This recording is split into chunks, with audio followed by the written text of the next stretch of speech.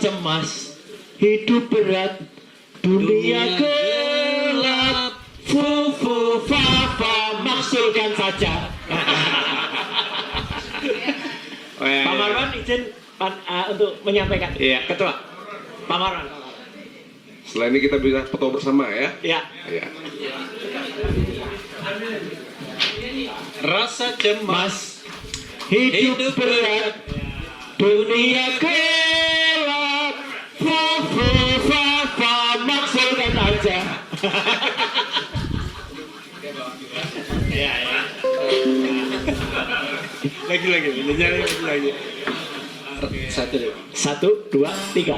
Rasa cemas, hidup berat, dunia gelap, fufu fafa, maksulkan saja.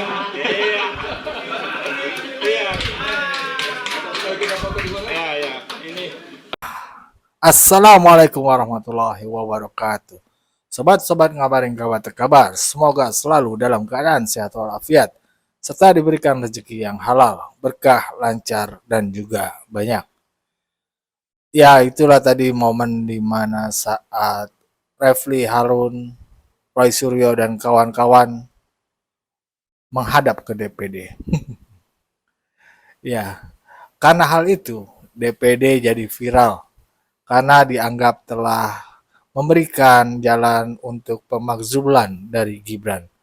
Dan di momen itu pula, pasukan Refly Harun dan kawan-kawan itu memberikan baju bertuliskan Adili Jokowi.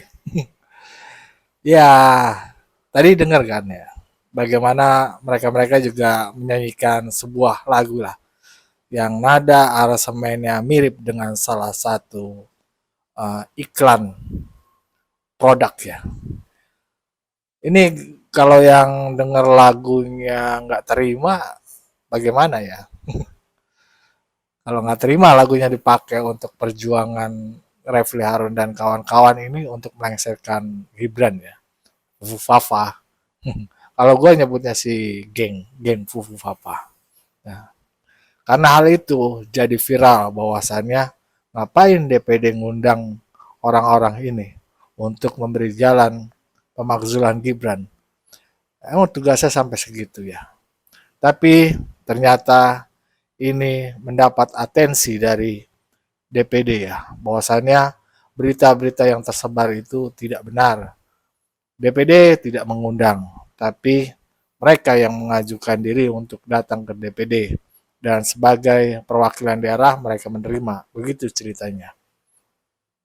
Dan pada saat diberi kaos itu, DPD juga sangat terganggu ya, karena dijadikan alat ya. Dianggapnya DPD itu mendukung untuk pemakzulan Jokowi. Nah, ini ada video klarifikasi dari DPD ya, karena sudah menjadi viral dan bisa jadi menyesatkan ya.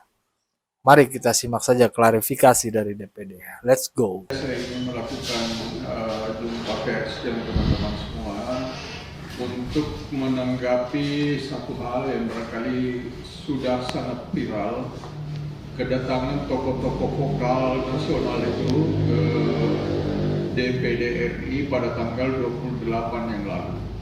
Ya, jadi ini sebetulnya tidak ada yang salah dalam hal kedatangan beliau-beliau itu dan diterima oleh DPD. DPD memang wajib menerima itu sebagai lembaga yang menyalurkan aspirasi. Karena perwakilan cuma daerah. saya ingin meluruskan yang pertama, setelah berita itu beredar, itu dimuati berbagai-bagai tulisan di atasnya yang kemudian orang yang tidak melihat media itu secara utuh kemudian memberikan tanggapan-tanggapan yang berbeda. Salah satunya, ya, di situ ditulis ada apa ya, kok tokoh-tokoh vokal ini diundang ke DPD. Nah, ini sudah jelas salah. Karena mereka yang bersurat ke DPD untuk bertemu dengan DPD menyampaikan aspirasi. Jadi ini satu hal yang berkali saya ingin sampaikan. Dan ditugasi pimpinan mendampingi Pak Tamsil Lindrung. Pak Tamsil Lindrung itu wakil ketua untuk menerima para tokoh-tokoh itu. Ya, saya mendampingi beliau sehingga saya tahu persis situasi kebatinan pada saat pertemuan itu. Jadi itu satu.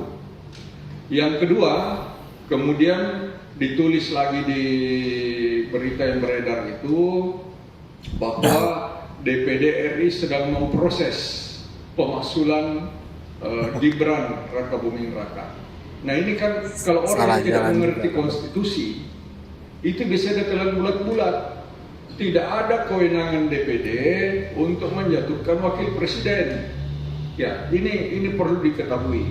Jadi ini kalau orang, ya sekali lagi saya katakan, kalau orang yang rajin mengikuti berita, dia putar media itu secara lengkap, ya apa yang disampaikan oleh perwakilan kelompok itu, apa yang disampaikan Pak Tamsil Lindrung, apa yang saya sampaikan pada waktu itu tidak ada yang salah. Nah, tetapi yang salah kemudian adanya tambahan-tambahan pada berita itu sehingga betul-betul seolah-olah DPD ini sedang mempersiapkan proses pemaksulan wakil presiden. Nah ini yang berkali kami ingin luruskan kepada teman-teman media supaya jangan ada yang salah pengertian. Termasuk misalnya kaos yang bertuliskan Adili Jokowi. Itu juga coba dilihat peristiwa kejadiannya. Waktu selesai acara mereka mengatakan ini ada oleh-oleh.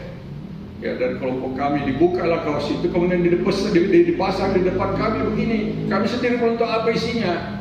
Kemudian disuting. Ya, jadi ini tolong seolah-olah bahwa DPD ini mendorong bagaimana Pak Jokowi diadili. Nah, kita sendiri belum tahu apanya mau diadili gitu. Ya. Nah, jadi ini mungkin beberapa hal yang saya minta tolong teman-teman pers agar diluruskan sehingga tidak ada yang salah mengerti terhadap posisi DPD RI gitu.